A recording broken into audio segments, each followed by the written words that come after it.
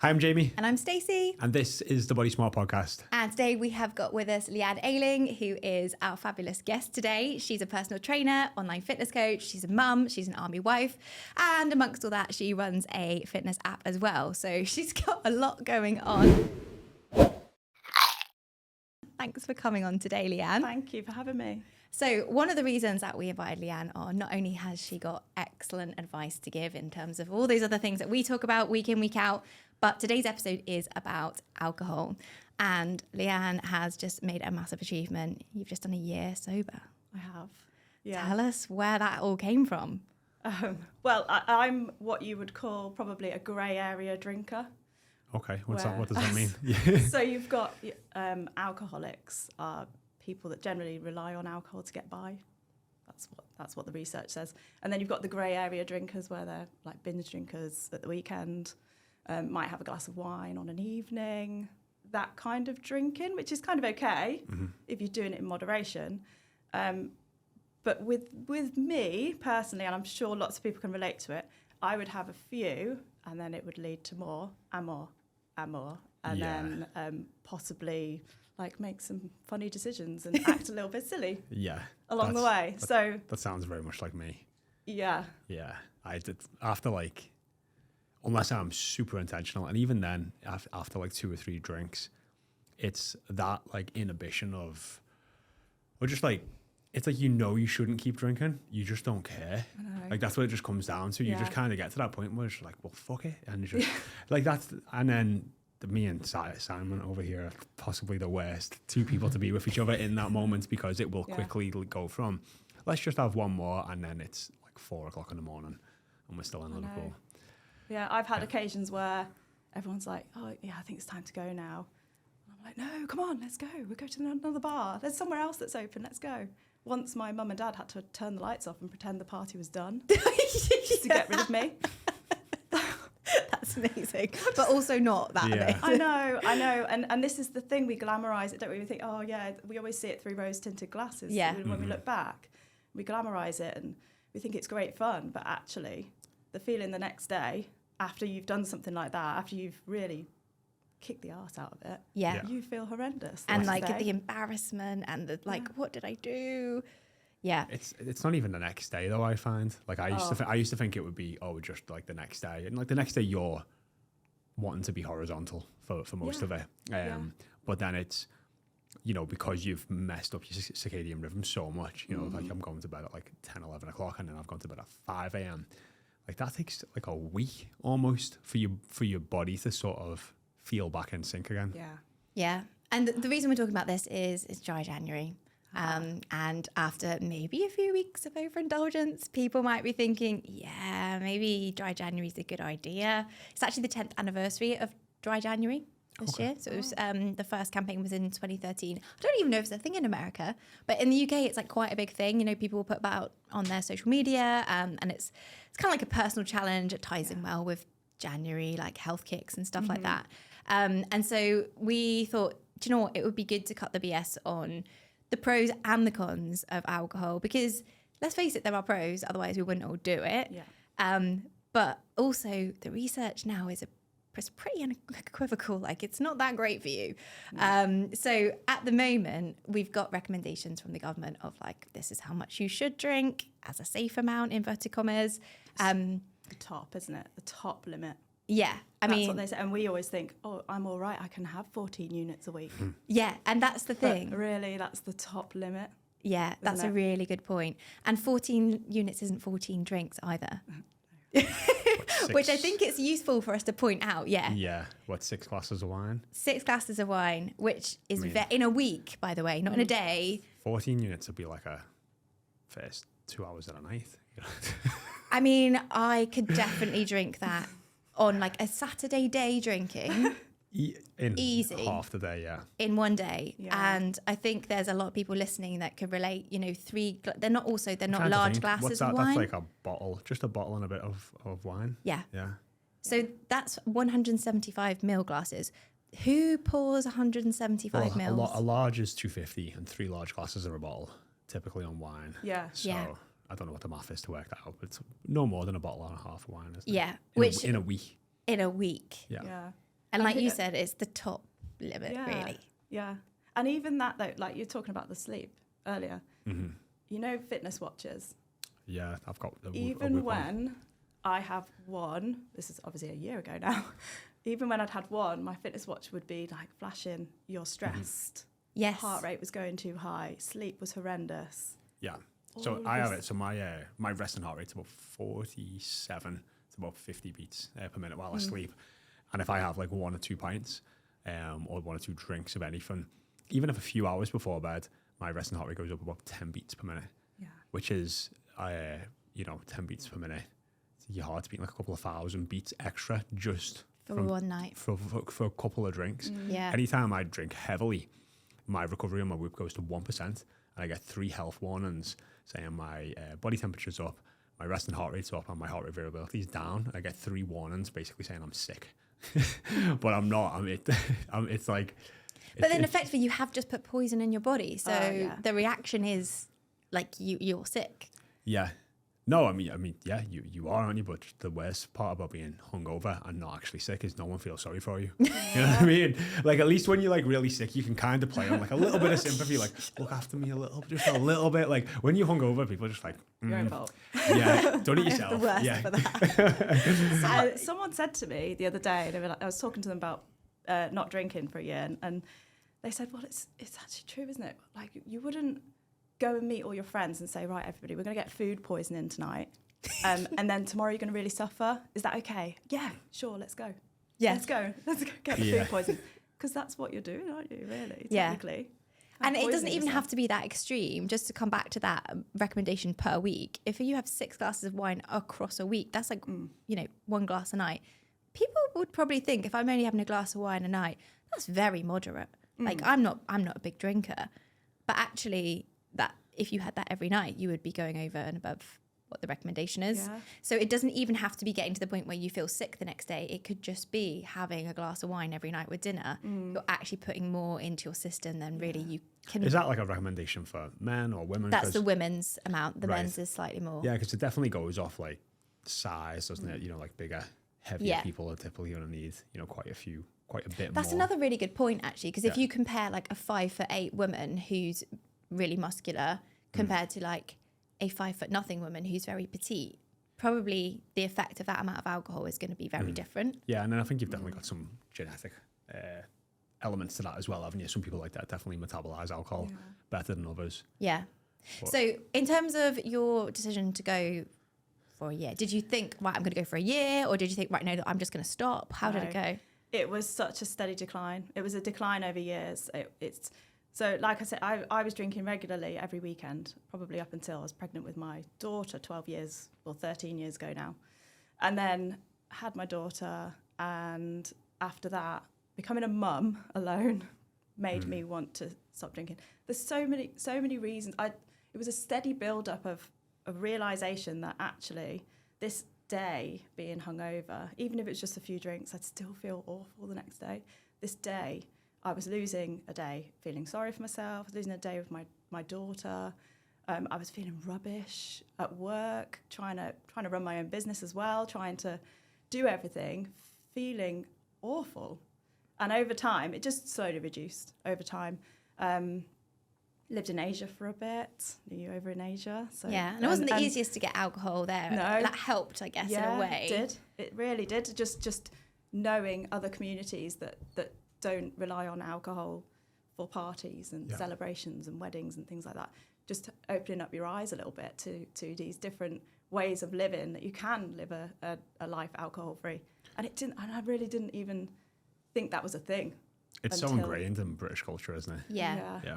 It is. It really is. Like, everywhere you go, parties, birthdays, weddings, funerals, it's Just because it's a Tuesday. fueled by alcohol, isn't it? Yeah, literally everything has a reason. There's a reason, isn't there, to Yeah. celebrate with a drink? It's really, really hard as well. When you decide to go alcohol free, those situations are very difficult, especially when you're amongst people that know you and they knew the previous you, and they're like, oh, why not just have one? Come on, it's only one. And you're thinking, oh, and you have to stay strong in yourself. You have to really be strong in your decision, because you know that this is the right decision for you. you're getting all the positive effects of not having alcohol in your life. And then you're getting these little nudges all the time, but you have to stay strong. So, Actually, sorry. okay. I've got so many questions. So we always talk about like your why when it comes to a big decision. Like if you're going on a weight loss journey, you have to really tap into your why. This is almost up there with like the same level of, well, probably more dedication because it's so long term. What is that thing you tap into? God, it's the time that you get back. So even though I'd steadily declined over the years, I was down to maybe 3 or 4 times a year where I drink. But that would be 3 or 4 days a year that I would lose on the sofa, possibly, if I'd overdone it, or just feeling rubbish generally. So it's just nice to get that time back, but also my health, short term, long term as well. Long term's always in my mind. We're not here for a long time living. Just wanted to make sure that I live a good life, a really healthy life. And I'm so health conscious myself, being a PT, being an instructor. I wanted to make sure that I was giving myself the best possible chance.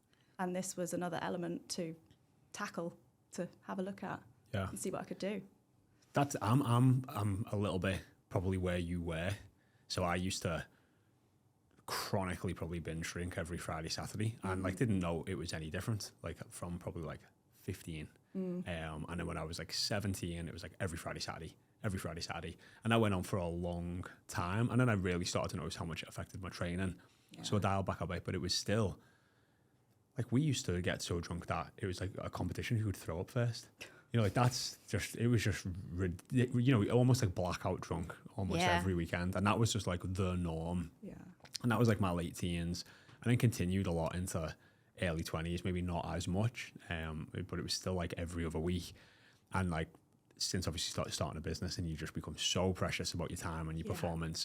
So now I've got like a very, I have this like not weird, I just constantly go back and forth about alcohol being that like last thing that I'm kind of holding on to. Like I know it's something that maybe like it's not good for my productivity, my health, my sleep, all those different things in terms of what is.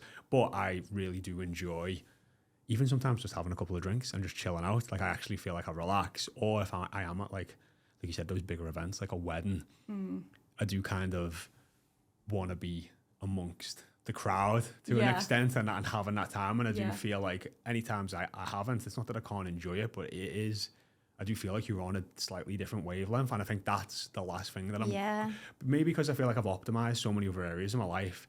I mean, I'm like, this is that last one bit, but I know deep down, I probably should. And I'm actually scared to do what you've done. I'm the same. Try it, because I feel like I'll get hooked to feeling good. But then there's that FOMO, isn't there? Like, how do you deal with that? To start off with, I was trying to keep myself away from nights out and events because I knew that I would break. So it was a steady decline. So I actually did 4 or 5 months, I think, before, a few years ago. I made the conscious decision. I woke up. It was quite a big moment, actually. We were in Thailand at the time. It was New Year's Eve. We were in this gorgeous hotel, and gorgeous surroundings, beautiful swimming pools. We were with the kids. We had a whole evening prepared for us, drinks and food, everything just put on completely free. And this hotel was gorgeous. We had a babysitter for the kids. Ash and I absolutely kicked the arse out of the drinking, and then woke up the next day. And New Year's Day in this beautiful hotel, I spent the day in bed nursing a hangover. And this was New Year's Day, I think it was 2019. And I just decided from that point, I am giving up alcohol. That is it. I'm done. And I did 4 or 5 months. It was 5 months. Got to my birthday in May. And my friends were like, come on, let's have a drink. Like, okay, yeah, it's my birthday. I'll do special occasions. And then I went to special occasions then. And then when I decided this time, so obviously it was the beginning of December last year, I was like, I'm going to do it all through December. I'll see how I feel at the end. And then it just kept going and going and going. And I actually, instead of FOMO, like you said, I just started to think of it as JOMO. Ooh. The joy of missing out. Oh. Yeah. Of missing out from the hangover and the waste. Yeah. And I would plan things on a Sunday specifically because I just did not want to have that hangover. I wanted to make sure I was doing something with my time on the Sunday. something with the kids or something with my husband, going out for a long walk or going out for dinner or lunch. It's just something, an activity. And that is how I coped with it. That's a really good idea, setting something up to look forward to so that you don't feel like you're going to have to compromise it. Yeah, it is. You do still, I have to admit, I do still get a little bit of FOMO. I'll look on Instagram and Facebook and I'll see everybody with their wine and their cocktails. I'm like, yeah. Nice. Did you used to like the taste of booze? I liked cocktails, so possibly not. So it's because it was sweet and fruity. And sweet, nice. Yeah. And then it gives you a little kick. And yeah, because I really like the taste of wine. Non-alcoholic wine, it just doesn't. It's a bit like decaf coffee. Like I'd almost rather have nothing than have the non-alcoholic version because it's just not the same. Yeah. And I feel like that's what I would miss. I really like it. I've never really liked the taste of wine. Prosecco maybe That's sometimes. helpful. Yeah, it's helpful. That is helpful, yeah. So maybe you might struggle with this then. I just wanted to come back to what you said, Jay, about the binge drinking, because again, I think that's something that maybe people don't really classify themselves as a binge drinker, but the CDC, so the American guidance, is it's only 4 drinks on one occasion. So cocktails, like very easy to have 4 cocktails in a night, and that would be considered officially binge drinking. So there might be many people listening who are like, oh, I'm not a binge drinker. Well, actually, maybe 4 drinks, you might be. It's weird looking back at because I obviously meet even younger British people or American people now and speak to them when they're in their teens. And I'm like, oh my God, were we different? Or was that just part of the norm when I was our age? Because we would drink a bottle of vodka and 5 beers and shots and just be like... Before you go out. I was going to say that. Yeah. That was before. Yeah. Exactly. And then you'd go out at 11, 12 o'clock. Yeah. And it was just... And you'd often do that. You'd get so drunk before you go out so your night would be cheaper. Yeah. We're all scared around it. But, it never works like that though, does it? No. I found it never worked like that. But that was the culture, binge drinking, ladette culture. It was like a thing, and it was almost a badge of honor. We're all going to go out and get plastered, and that was the end goal of the night. Yeah. And then when you transfer into I'm married and settled down, got our own place. Okay, now the social norm is we sit on the sofa and have a bottle of wine. That's normal. It's not weird. It's not weird to sit down with your partner and have a bottle of wine. No. But and then I've also realized maybe that's why when I was in my teens and 20s and all these people in the 30s done day drink, and I was like, why is it just they just don't like going out at night anymore? And I'm like, you don't mess up your circadian rhythm, and that's half the hangover sometimes. Yeah. Because I do find that if I do day drink sometimes and that's the difficulty is I've decided I'm going to go day drinking and then still stay out till 5 a.m. So then I just get I just double. It's just ultimate double hangover. Instead of being I'll day drink and go home at a normal time and go to bed at a normal time. Yeah, I do feel day drinking is the appropriate binge drinking once you reach 30.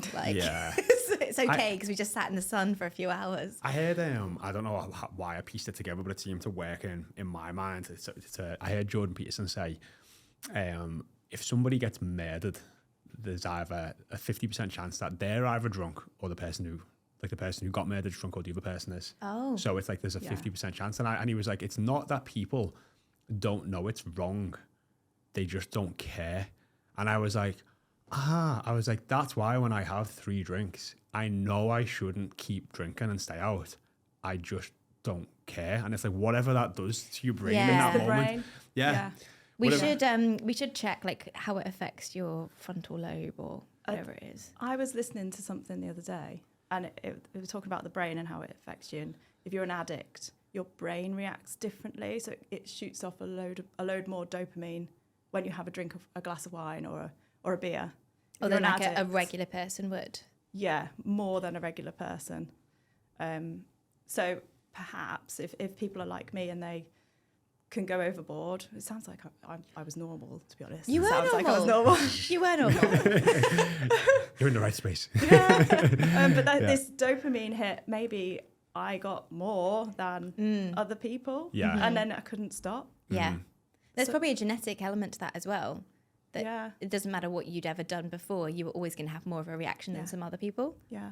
I find that when I have my first drink, I'm a bit giddy. Maybe off the dopamine versus my girlfriend Steph. She's just Yeah, because Steph's really good at not drinking, isn't she? Yeah, she's never really been a big sort of drinker. Yeah. Do you think she maybe doesn't get the dopamine? I think, yeah, there's hit definitely as like, yeah, much? she doesn't like the taste of it really, or we'll just drink something dead fruity. But then also like if she drinks like a glass of wine, like I'll drink like I'll get my first pint and it's like almost like it's waiting for it to come and then it comes and then I drink it and I'm like a little bit giddy and See, you do make it sound like we're addicts. I know. This is we're I feel like we're glamorizing it a little bit. It's not good. But let's No. bring it back to the Yeah. facts because Yes. Sai's found it. So the frontal lobe is what you use for your higher executive functioning, and in adults, heavy alcohol use is associated with smaller prefrontal regions. So it does. It doesn't say it causes it. It doesn't say which way around it is, but Yeah. yeah, it's definitely correlated. The other thing though that I found really interesting is it's not like we were saying it's glamorizing it, and you think, oh, maybe it's a young person's thing, or maybe it's actually not necessarily. So around 20% of women aged 45 to 64 drink more than that recommended 14 drinks. Yeah. But actually only 11% of those under 34 regularly drink more. So it's not even like an age thing where you get older and you know better. Like we should know better, and we like our demographic is Is it actually probably worse. our age group coming up through. I've- We're similar Yeah. ages, so Yeah. I think that's our I think culture. the line for me would be is always I would never want to drink on my own. So if I ever Yeah. to look at any time, the best times I've had with alcohol, it has been around like friends and time, like you know what I mean. But versus like I know my mum, for example, will like put a film on and get a bottle of wine, and it's like I you know I don't know whether that's just come from like having kids and the kids have gone to bed and they can have a glass of wine and chill out and watch TV. Yeah, But I if- have done that, to be fair. Yeah. If Reese is away or like working nights, if I'm having like dinner on my own and there's a bottle of wine there, I will just have a glass. Yeah. I wouldn't sit and have the whole bottle, but I'll be like, Yeah. oh, I'll just have a little glass. It sounds like you're very good at switching off and stopping after one or two. So it sounds Yeah. like you're very good at doing that. Yeah, so I think partly because I know once I go past that tipping point, I'm the same where I'm like, Yeah. I don't want to stop. And it's really interesting because I never used to get like blind drunk until I met my husband. And then we go to parties where it was a very safe environment, because at military parties, like you're behind like a literally razor wire fence. Nobody can get you and rape you, or like you can't end up falling out of a taxi and not getting home safe. It's super safe. So I was like, all bets are off. I would get so drunk. Doesn't help that the drinks were either free or like £1. So And you're encouraged to drink as well. it's such Yeah. a culture. Hugely encouraged to drink. Yeah. Yeah. And so then I guess I had that same kind of conversation in my head of like, oh my God, what did I do last night? Like, I don't even know these people, and I must have been so embarrassing. Beer fear. Yeah. And so I'd then get to the point where I'm like, right, I'm just going to get to that point of feeling a little bit tiddly, and then like water. But at home as well, I have this balance of I don't want to feel crap tomorrow. If I have one drink, I'm okay. If I have two even, I'll pay for it. Yeah. I heard of this this thing called fading effect bias. Yeah.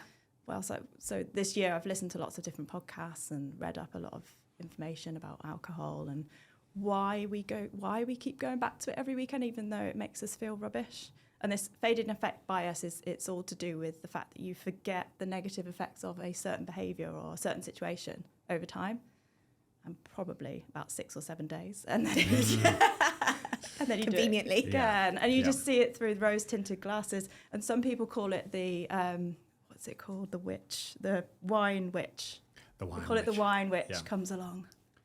Ooh. You had a great time. Why don't you go and have another drink? Oh, like a little Tinkerbell. But Like a cheeky it can little also be Tinkerbell. like a lot of people don't like their jobs, and it's a big form of escapism, isn't it? And as you Yes. said, rose tinted glasses. It's like anyone who's had like been in a really bad relationship, and you speak to them, and they're thinking about going back, and they just say all the positive things about their ex partner instead of like, are you just forgetting the long list of all the negatives as well? Yeah. But there's definitely that. There's a huge escapism element to it as well, isn't it? Yeah, I think you're right, and it's a proven like coping mechanism. So people who are trying to distract from other things will turn to alcohol because it gives you that almost like numbing feeling, doesn't it? So Yeah. I mean, that's where maybe problematic relationships with alcohol might develop. You don't have to have massive trauma in your life to still want to maybe just feel a bit like switched off from life. And I think if people haven't got other routes to do that, then it's a very accessible, easy, acceptable way Yeah. to do that. Some people don't realise that there are other ways of coping like you say, it's accessible, it's easy to get to, you know what it's going to do. If you have a couple of glasses of wine, it might numb that stress that you're feeling, but then the stress comes back. Whereas if you find worse almost, with the effect of poison on your body, and then but with other ways of coping, you could make that stress go away. Yeah. Choose fitness over. Yeah. Is that something you found you had to work on, or did you only ever really drink for fun rather than like to relax? For fun. I only drank for fun and for special occasions. Yeah. I never ever would drink a glass of wine on an evening. It was just binge drinking at the weekend. It wouldn't be every night. And like, does Ash have a drink at home ever? No. So that's a lot easier for you to draw the line. Yeah, and he's actually gone nearly the full year with me. Oh, has he? He actually, when I got to my year point, he had his work Christmas do.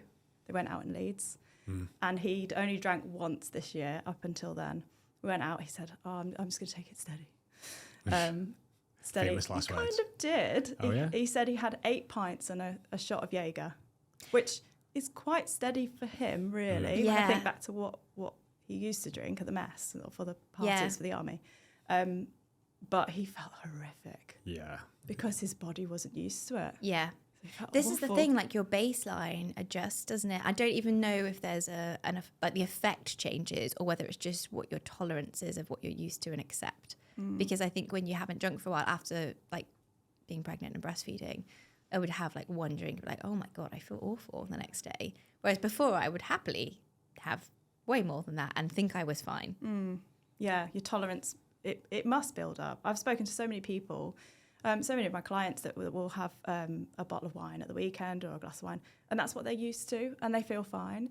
And then when they give it up and they say, I've gone a month or 2 months without having that bottle of wine or that glass of wine, they feel great. Yeah. Like, I didn't realise how good I could feel. Yeah.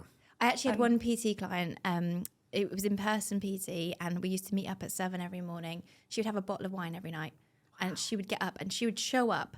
Wow. And I was in awe of like how you're doing this, because I could not drink a bottle of wine and show up and like get down, do burpees. Like, good for you. I think you do start to tolerate that. Yeah.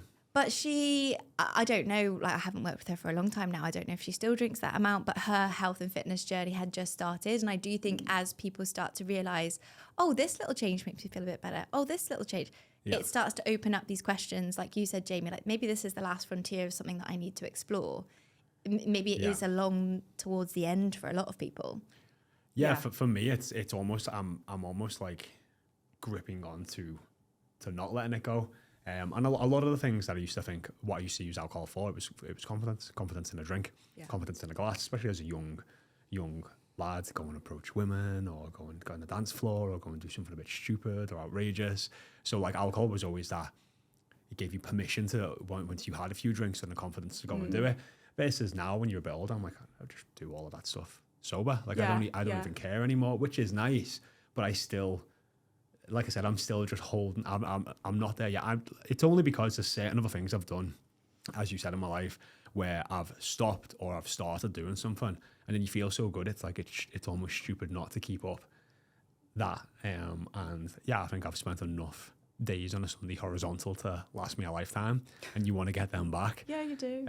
You really do. So, and I've definitely found lately, if I do overdo it with sort of drink, the shame lately, not even just the shame of just like I've said, I've done anything bad, but just that I just feel so bad the next day.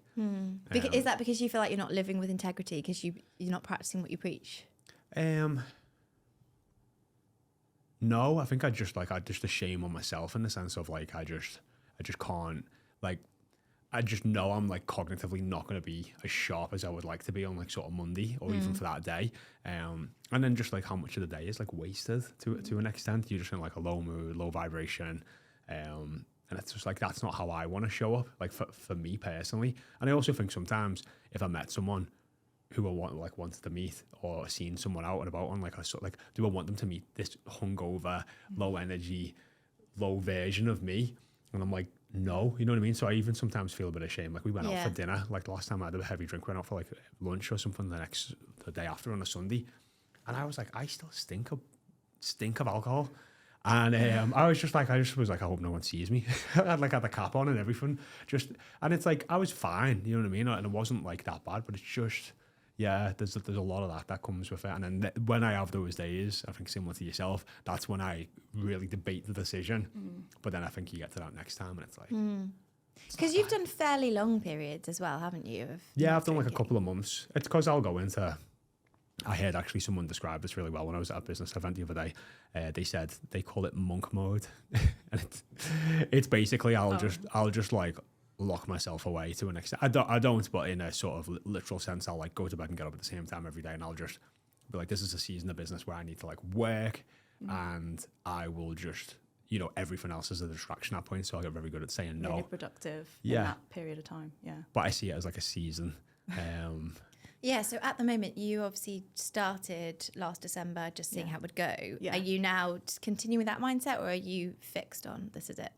I'm going to take each week, each month as it comes. And I really feel like that's the best thing to do, rather than saying, right, that's it, that's me for life. Because at the moment, and I'm sure lots of people feel the same when they give up alcohol for a little bit, it's hard to see a future without it in it. Because without alcohol? Yeah, because it's been so much a part of my life, or growing up from age 15, 16 when I started to that's the thing, we start so young. Yeah, and it's it's always at those special celebrations, and in my head I'm like, is that me? Am I never going to drink again? I don't know. I don't know, but I know for a fact that I feel great for it. And the one thing that you have to look at if you are thinking about giving up, if you are going to give up for a certain period of time, is everything that you gain, not what you're giving up. That's something that had to come to terms with. So the first half a year, it was like, oh, I'm missing out, and then it just clicked. I was like, I'm not missing out. I'm gaining my health, my fitness, my life, my time with my kids, that time that you never ever get back. There's a bit of smugness as well the next day. Like I've been no, there really is. So hard not to be smug. Yeah, I mean, I was like at a wedding, and I just decided not to drink at this wedding. You know, and I had a great time and everything else. But I got up on the next day, went to the gym, had some food, done a bit of work, and then everyone was just like kind of crawling out the hotel rooms and meeting everyone for breakfast. And you were just like, I was like, how are you guys feeling? You know what I mean? And it's, you know they're going to suffer that whole day. I know. And it's kind of like, they're the moments where like, yeah, you do gain so much, you know, especially sometimes I found for a wedding, you'll travel to like a new area and you're only there for that day, but you've actually got the whole next day. And we went on like, did a bit of exploring, a bit of traveling around. It's like, that would never have happened if it would have been like, get up, get some food, get home. Yeah. And you just want the day to be over with so you can feel a little bit better by the time tomorrow morning comes. Yeah. I went on an all-inclusive holiday this year as well. Oh, well done. A whole week of no booze, just unlimited food, which is great. So I think this is part of British culture that I struggle with. It's so ingrained in me of being like, that's such a waste of money. I know. And up until this year, I would have been horrified that I'd gone on an all-inclusive holiday and not touched the alcohol. Yes. That was there. But the time, like I say, time again, that you gain back. You're alert, you're sat by the pool and you're enjoying the environment, you're enjoying everything around you. I like to attend the fitness classes on holiday as well. And it's just, it's great. You're just so clear. Everything's clear. I did find that because we went on an all-inclusive in October and Nate was really sick, so we weren't getting much sleep. So like the appeal of drinking when you're not getting much sleep as well is like through the floor. So it was only on this was very silly of me, the last day, I was like, oh, okay, maybe I'm going to hit the cocktails. Like the previous days, I might have had one or two. And the last day I went hard. I probably had like 6 or 7 cocktails. And obviously the following day was like 8 hours of travel with a toddler. Oh. And I was like, that was such a bad life choice. But it's one of those things where I was like, I've been on an all-inclusive holiday and I haven't even touched the drink really all week. And now I can. So I'm going to go for it. Yeah. And it is that mindset of FOMO I really struggle with. I'd love you to just pass me some of your JOMO. JOMO, joy of missing out. Yeah. Because I also feel like, that social, it's not even pressure, but that social, like, oh, everyone else is doing this thing together in this moment. Even if you've got a mocktail, you still feel like, I'm not really part of the gang. I know. Yeah, I feel like everyone's doing a shot. It's a journey. It really is, and I'm still on it. Yeah. I've listened to people that are 4 years in, 5 years, 10 years, and they still get that feeling of, oh, should I? Yeah. It is a journey, and you just have to keep in your mind why you're doing it.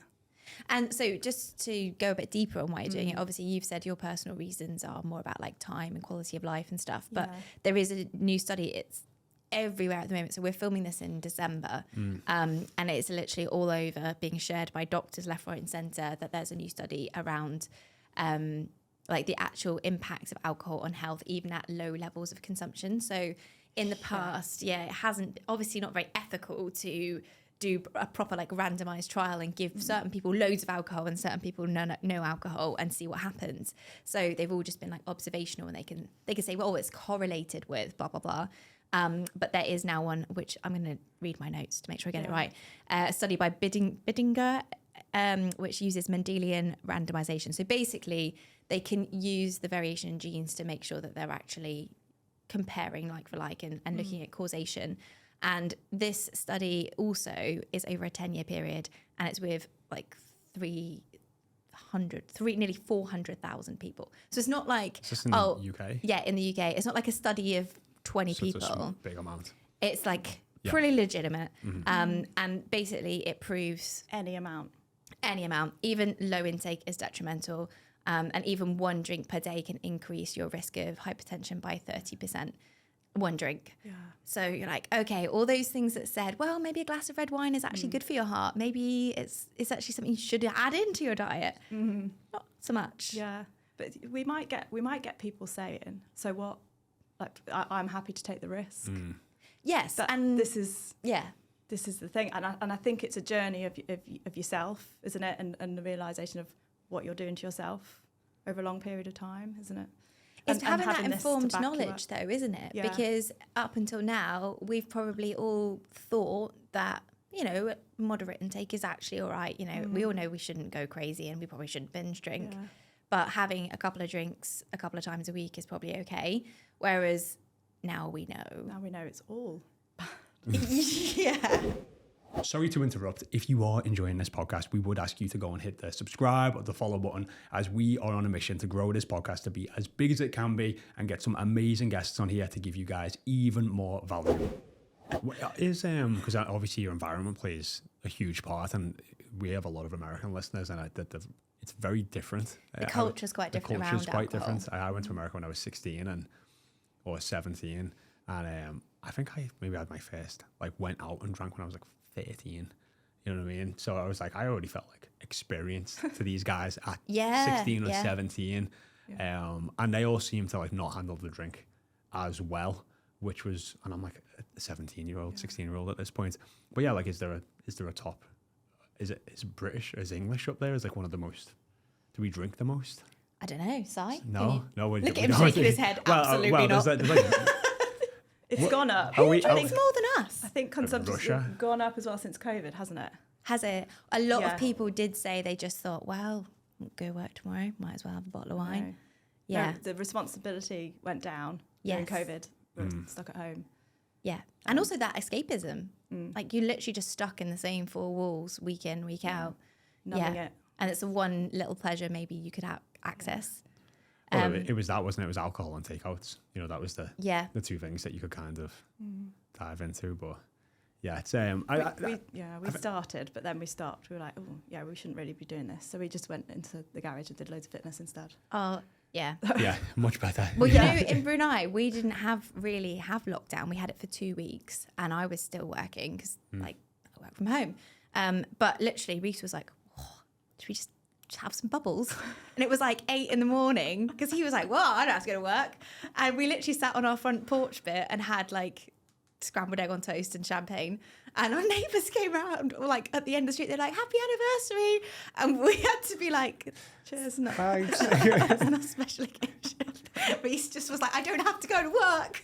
Well, that is the one thing with alcohol. It's the only drug where it seems to just be seemingly acceptable to have it at any time of the day. Yeah.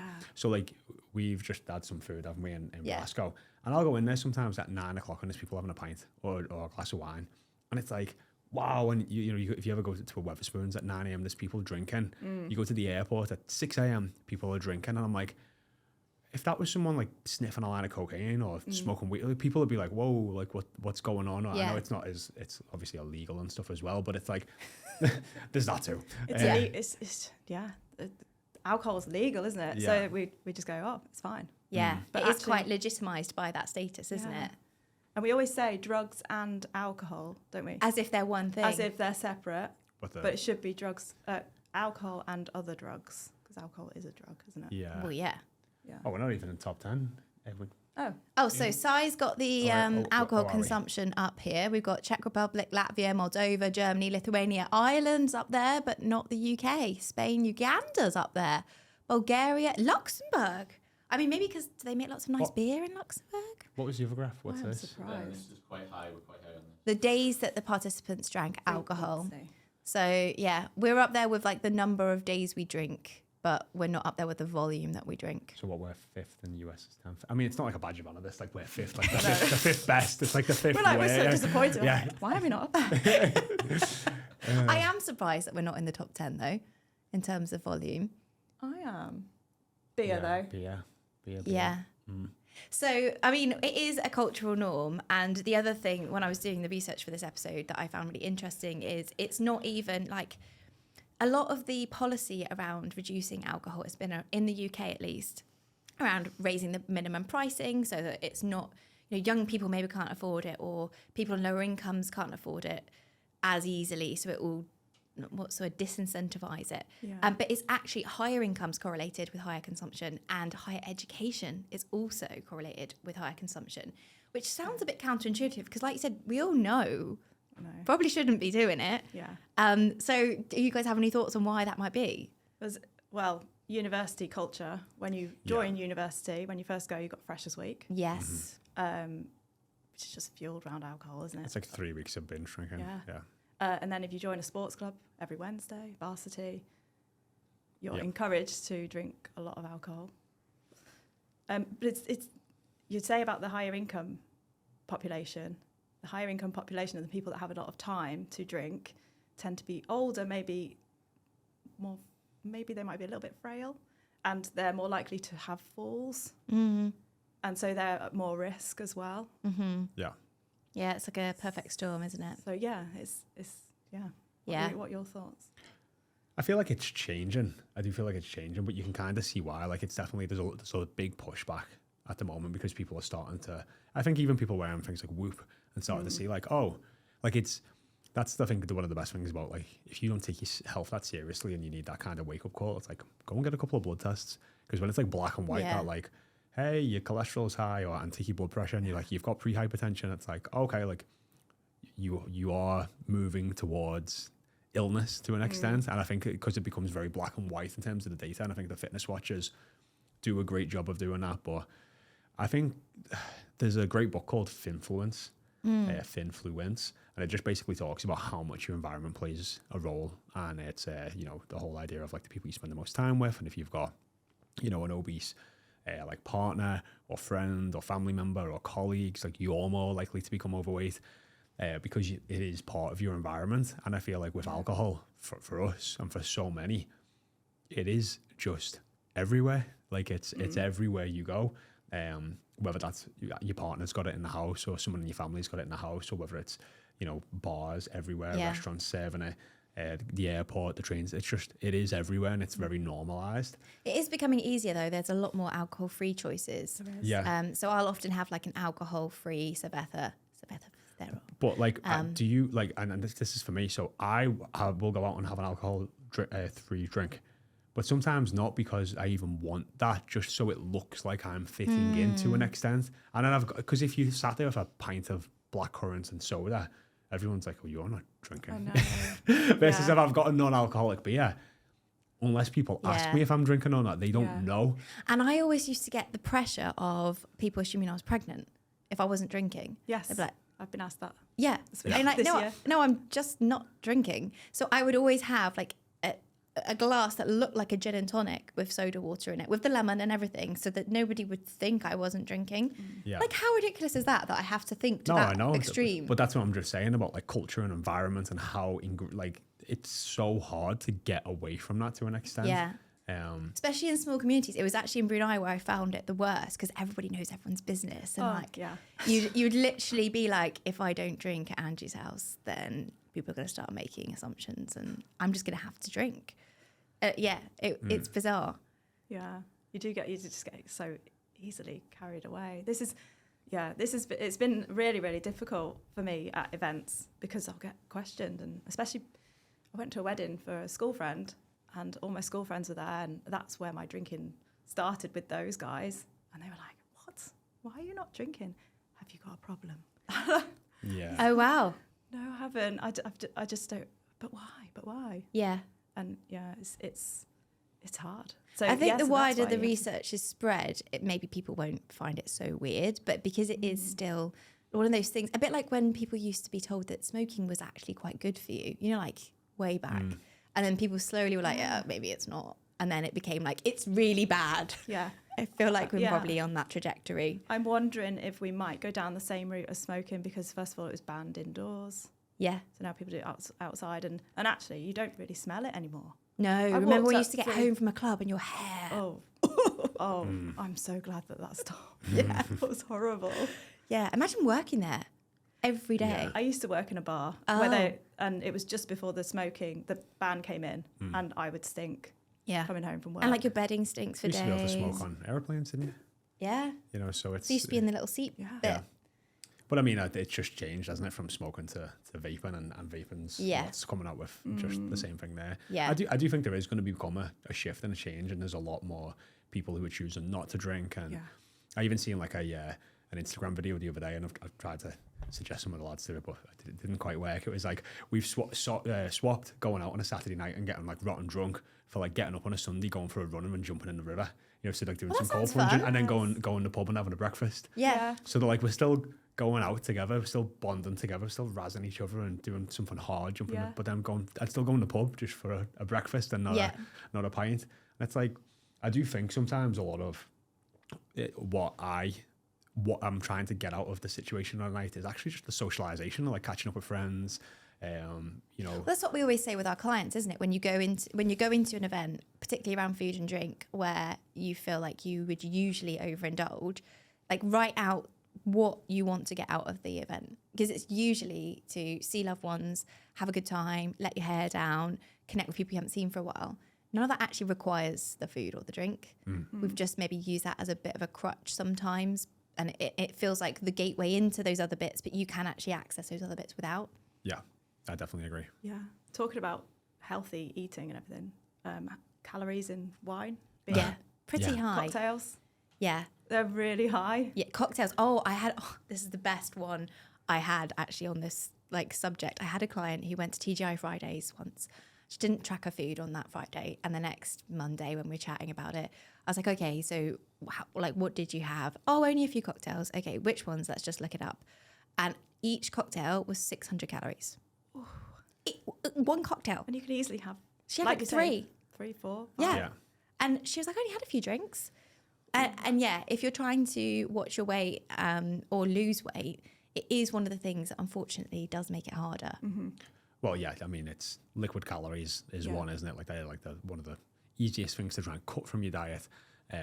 Yeah. To just like make it easier to just like how to get it from proper whole foods. Not to say that you have to completely, but then it's that and then the bad decisions. Yeah. And that's Yeah. Yeah. because again it's that like fuck it mentality, isn't it? Like, oh, I've had a couple of drinks, oh, sorry, we'll get a takeout. And then there you go, like 1,000 calories in wine, 2,000 calories in a pizza. You've just been in a deficit of 500 calories a day, Monday through Friday, gone. Yeah. Like, I've never known And then you you wonder to why. carry any extra weight. Have you ever struggled with it with drink? I never struggled with it, but when I used to go out on a weekend, I would find that I bloat for days afterwards. And I probably did overindulge. Sometimes my weight would fluctuate quite a lot. Whereas this year, it's not fluctuated at all. It stayed the same. If any, I don't really weigh myself anymore, but I've probably gained muscle mass because I've done more fitness. Yeah. So yeah, it stabilizes. You feel like everything stabilizes your brain, your mind, your blood sugar must stabilize. I haven't had it tested, definitely. but yeah, it must all stabilize your sleep. My 'Cause it sleep has a big has been impact on- great. Oh, okay. All year, just Yeah. fantastic. Yeah. Unless I have something that's big coming up in the calendar, or maybe if I have a new client sign up or something like that, and I get a little bit of loss of sleep. But apart from that, that's that's Yeah. it's And I been- think it's really important to point out it's not all or nothing. Like what you've done is really impressive Yeah. and it's the right choice for you. But even just reducing your alcohol intake is beneficial when it comes to health, sleep, all of these things. Yeah. It isn't all or nothing. Yeah. So this study that I was talking about earlier, they've shown that it is like an exponential increase in the risk of chronic diseases the higher you drink. But that also works both ways. So your risk decreases exponentially even by just taking out one drink. Yeah. So if you cut back like one drink a day, so if you currently drink 3 drinks a day and you go to 2, then you can reduce your risk by 2/3, not 1/3. So it's like a big payback for a small change. So I think if people are listening and are like, oh yeah, that all sounds great, but I'm not ready, a bit like Jamie, like I'm holding on. I'm not ready to go cold turkey. Just maybe thinking about like, oh, I would normally have 3, maybe I'll have 2 and a mocktail. Or maybe I'll have one less day I drink in the week. It's Yeah. a bit more doable. Yeah. It's like anything with healthy living and being fitter, being healthier. It is finding a balance. And if you can't find a balance, like I couldn't quite find the balance. I tried moderation, it didn't work. And it was a steady decline. And now I've done it for a year and possibly longer. Some people, moderation is okay. But for me, I needed to cut it out. Yeah. We say that about a lot of things, don't we? Some people do work better with having those boundaries being very black and white in certain things. Yeah. And alcohol might be that one for you. And I do think that culture is changing. So like you were saying before about the younger generation, maybe don't feel it's such a necessity like we did in that like binge drinking culture in the early 2000s. There's also not as like I'm going to Australia next week, and I just think I don't think I would drink as much if I was in a place like that. I know they're big drinkers, but I'm like, there's so much more to do. I think that's a big part of like the fact that it's light for 6 hours in the winter, isn't it? You know what I mean? Oh, here? Yeah, in the UK. And it's like a lot of people are like, well, what else is there to do of an evening sometimes? Especially of an evening. And there is so much to do.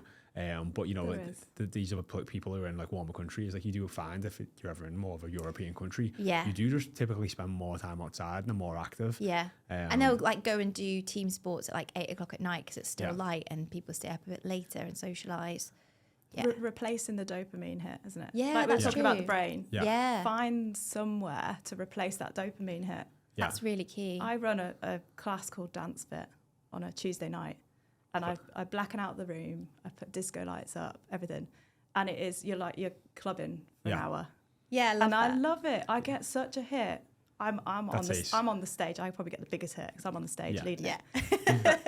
I get a hit from it and I feel great and you get a buzz, and it's probably similar to the feeling of drinking a few drinks. Yeah. Yeah. Well, it's like we went to Barry's, didn't we? I never even heard of it.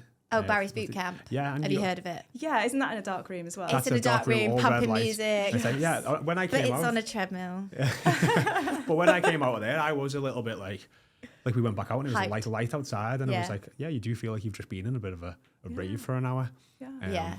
That's it. That's another part of it. I would say with alcohol, like so much of my life is planned and organised, and I'm trying to be regimented as possible to get as much out of my time. But sometimes when I'm like deciding like I'm going to drink, it's kind of like, well, where's this night going to go? Yeah. You know what I mean? And it's like The spontaneity. the spontaneity and the unknown of it.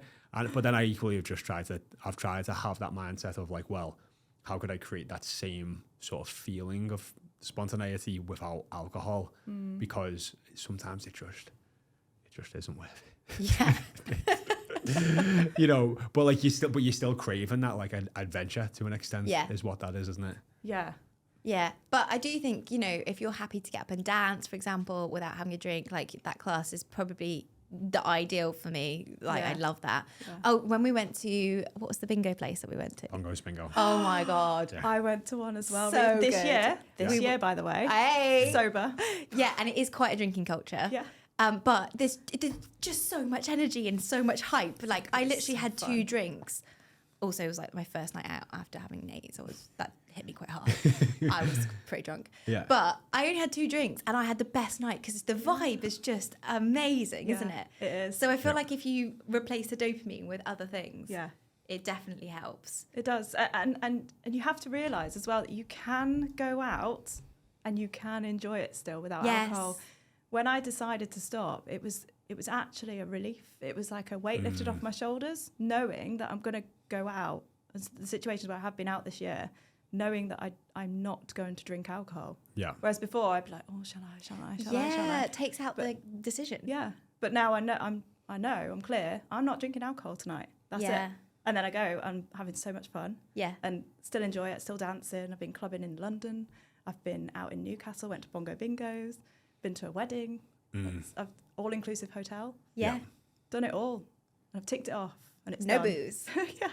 I love that. And you can do it. You can still have fun. But you just got to, if anybody's listening and they want to make that decision to go alcohol-free, just got to make the decision. And it lifts off your shoulders. One of the things that we always ask people on this podcast as part of our hashtag, like, is like, if there's one thing you want to cut the BS on, or you'd want to cut the BS on when it comes to maybe alcohol or health and alcohol, what would that be? Where there's like maybe like a stigma or a myth, or even just what you just said. Hashtag you can still have fun. Yeah. Yeah, you don't just become the boring old lady at the back. Yeah, you don't need to have that additional drug in your system to have fun, because it is a drug at the end of the day, isn't it? You can still have fun. Someone was saying, I'm not a big Friends watcher, but there was a character in Friends that gave up alcohol and they called him boring something. Oh, really? Something like that. Yeah. It was years ago, Yeah. an episode. And when you first start thinking about giving up alcohol, you think, oh, everyone's going to think I'm boring.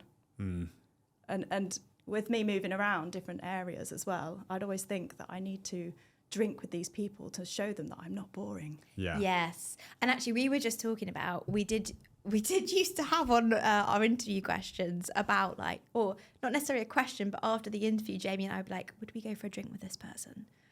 But Like, that's like a measure. Would you go for a drink with me? Yes. Yeah. A non-alcoholic Non-alcoholic one.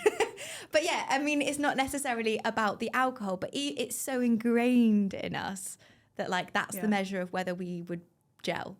Yeah. Yeah. I mean, I feel like Steph is like a prime example of this. Like, she'll go out and drink and party and socialise and dance, and she's never been a big drinker, and people think she's drinking. Oh, and also she'll stay out till like 4 a.m, like a hardcore. Yeah, I mean, that's another level. But we can be out at like 9, 10 o'clock, and people assume that she's drinking and go up, and ask her if she wants a drink because of just that she's having a good time and she's drinking and she's socialising and dancing. So it just shows you like the perception of other people is just, as long as you're having a good time and dancing and being up with people, then it's not necessarily like you're the boring one who's not drinking. I think it comes back to that. It's confidence, isn't it? Yeah. So much of it. And I think what's interesting is the next generation are drinking a lot less. So when I was looking at some stats, the Alcohol Education Trust in the UK speak to high school students, and in 2003, 46% of people of that age group thought it was okay to drink at that age, even though obviously the legal age is 18. Now it's only 23%. So it's halved pretty much. And if you think, all of us started drinking way before the legal age, and it just then becomes part of culture. If kids are now thinking, actually, that's not really acceptable, and they've got all the information about what the actual effects are on your health, I do think it is going to become more natural to be a Steph, and like people won't assume that she's drinking. They'll just be like, that's just Steph. Yeah. Yeah. Which is good. Yeah. I get that. And I also think, it's a lot easier to have access to other coping mechanisms for the next generation. We talk about mental health. We talk about like meditation, or like go for a run for your mental health, or go for a walk for your mental health. Whereas we never had that kind of information when we were like 18. I definitely didn't. And actually people self-medicate alcohol when they're anxious as well, Yeah. don't they? Yeah. And actually that's making it so much worse. I'm making it so much worse. Yeah. So I do have hope that the next generation, I do feel like they are heading in the right direction. Yeah. And there is so much more choice now. Like if you go into a supermarket, the alcohol-free options, if you do want to feel like you said that you're not the weird one not having a beer in your hand, there are pretty good options now. Not the wine. Not the wine. Not the wine. Not the wine. But some of the beers are okay. And the alcohol-free gin's quite nice. Yeah. No, Yeah. I definitely have had a couple of alcohol-free beers, and they're not bad. You kind of get the same taste and the same environment. So, yeah, The mocktails are good as well. the mocktails are Yeah. good. Yeah, well, you still got that sweet niceness. Well, Yeah, that's exactly. they taste the same, don't they? Because the whole point of a cocktail often is that you, most of the time, unless you're having like a I like an old-fashioned, so okay, it's not going to that's work. very different. I used to drink drinks like that. I used to love Yeah. drinks like that. But if you're drinking like the sugary ones, most of the time, the point is to not taste the alcohol. So, yeah, if you want like a daiquiri or something, you'll be fine. That's like the frozen smoothie one. Yeah, like strawberry daiquiri. Yeah. You could just have a slush puppy. There you go. Yeah. What are you having there? It's a strawberry daiquiri. Yeah. That is it, isn't it? Like to an extent, you do almost find like you have to justify it. I used to have clients if they were going through a season of obviously trying to lose weight and they didn't want to have to just deal with the why are you not drinking? And one way I used to always get them to get around it was like, oh, I'm doing this 30-day challenge in this group. And then people they would actually go from, why aren't you drinking? Drink. Are you okay? Have you got a problem? To like, oh, you're doing a challenge? Oh, what's that? Oh, okay, like supporting. Yeah. I'll get you a blackcurrant next time I'm up, you know? Yeah. So sometimes, especially if you're struggling in those first. Yeah, that's a good point. We should give some tips for people that maybe want to give this a go. Yeah, like those first couple of times when you're going out, it is. I mean, you're probably the best person here speaking from experience, but like that's what I used to find with some clients is like actually say you're doing a challenge. Yeah, say you're doing a challenge. You have a drink in your hand. Try not to ever not have a drink in your hand. That instantly opens up the question to. Well, yeah, because people are asked if you want one when they go to the bar, whereas if you've always got one, yeah, you can be like, I'm all right. Yeah, and then again, like don't have like an obvious soft drink like in your hand to an extent, and then that way it just like people don't ask, and the next minute you go, oh, we were there for 4 hours and no one even asked me, and if someone did, I got support about being on a challenge. And yeah, it's a bit of a white lie, but it's kind of worth it to get used to being in that environment and not drinking as well. Do you know what I found really helpful is actually making your drink special as well. So if you're at home, say like we would have a barbecue and I wasn't drinking, people will come and have we have like nice crystal glasses and like ice and lemon and whatever for a gin and tonic. I would still choose that same glass and still have a tonic and still have the lemon and still have the ice. And it feels like it's a bit special. If I just got myself a pint glass of water with like some brewery on the outside, I bet that's what I have next to my bed at night. Like this doesn't feel like special. I have a nice glass at home. You see? Yeah. It I've got a helps. big gin glass at home that I have my drinks in. Yeah. Yeah. I do think these little It's tips, nice. it does help you feel like you're still having a bit of a treat. Yeah. Yeah, it is. Have you got any other tips that if you're just starting or people want to give this a go, you would recommend? Just remember why you're doing it and don't give in to the peer pressure, because there will be some peer pressure along the way and there will be people that are questioning. It's remembering why you're doing it and the feeling beyond that urge to have a drink. So you're thinking long term, short term as well. Mm-hmm. So many things that you're, like I said before, that you're gaining. Try and think of the stuff that you're gaining, not what you're losing. Yeah, Because and you're write all only this stuff losing out. You're only losing alcohol. You're only losing alcohol. You're gaining everything else. Yeah, like for me, like when I'm into like gaining better sleep, more productivity, better gut health, better mental health, yeah. more training, better performance at the amount of times. Gut health Yeah, is a big one, because I'm really health conscious, and your gut health does improve when you're not touching alcohol, as well as your mind. So your inner body, you just you feel cleansed. my Monday gym sessions were just like, Yeah. they were just like if I were to go in, I'd instantly be like, I'm just gonna lift 50% of what I normally would today because I've just got no And strength. it's a shame, isn't it? Because you're Yeah. losing out on that the gains that you could have got in that gym session. Yeah, and It's you gone. also feel bad because you're like, I know I can do more than this, but my body just can't hack it at this moment in time. Sounds like you're talking yourself into this. know. It does sound a honestly, little bit. I mean, one of the things I actually wrote down for this year was like, oh, I want to have Christmas on a beach at least 1 year in my life. So I'm going to Australia, and I was like, all right, I'm gonna have a beer in one hand, and it's tequila in the other. Like that was like, and I've been debating it for like months now whether I actually want to drink on Christmas, because then I'm gonna feel hungover on Boxing Day, and if I'm gonna drink on New Year's Eve, and I feel hungover on New Year's Day, and I'm still like you said, you know, about making that decision, I can still You're feel on like, the fence. yeah, I'm like, And this is turmoil in your head it is, mentally it really at the is. moment. Yeah. As soon as you decide, that's it. Yeah. It's like we were saying about I'm not a smoker anymore.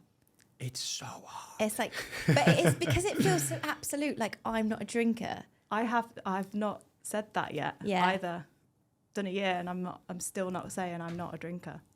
Because there's a part of me that's still ingrained in that culture of alcohol as a part of my life. Yeah.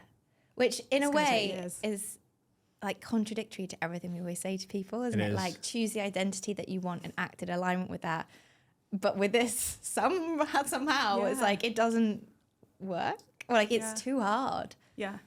It's just so much a part of our culture. Yeah. So if you are listening and you're like, oh my God, this is something I want to try, but it's so hard. Even the person who's done it a year agrees. Yes, honestly. If you speak to people that have done years and years, 10 years, it's still a part of them that's there. Yeah. But I think for me as well, though, I also don't feel like it's, like I know in my mind I can just like, I can turn on switches. So like I've done like 3-4 months before of not drinking, and I know if I need to, I can. So You had a good why there. What? You had a good why for those periods, which is probably... Yeah, and I know kids and other parts. Like if I know if I, at the moment, like, you know, when you don't have kids, it's like for me, it's like business, partner, family. There's a circle of that. But like when you actually have a kid and it's kind of like, oh, this person's, you're just as responsible for them. I can imagine like a couple of hungover Sundays and not being present with your kid. I'd be like, right, that like No, there might be awful.